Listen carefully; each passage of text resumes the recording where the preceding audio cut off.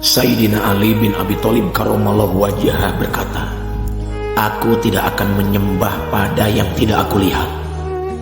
Syekh Said Hasan Ali Al-Husaini pun berkata, "Bersujud-sujud kalian setiap hari, namun hanya kesunyian, kesenyapan, dan kekosongan yang disembah. Apakah itu yang hanya kalian lakukan? Allah itu ghaib bagi mereka yang awam. Itu semua dikarenakan dunia telah menghijabi hatinya. Namun perlu kalian ketahui bahwa Allah itu nyata bagi orang-orang yang arif billah, yang mengenalnya dengan sebenar-benarnya."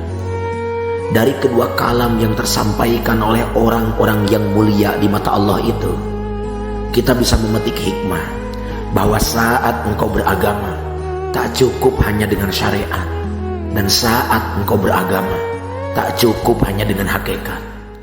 Kedua hal itu saling membutuhkan, saling melengkapi, tidak bisa dipisahkan salah satunya.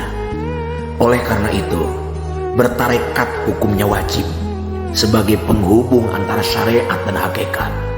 Terlepas sampai atau tidaknya kita mengerti terhadap sejati ning urip, itu adalah urusan Allah. Tugas kita hanya ikhtiar, dan Allah yang memiliki ketentuan.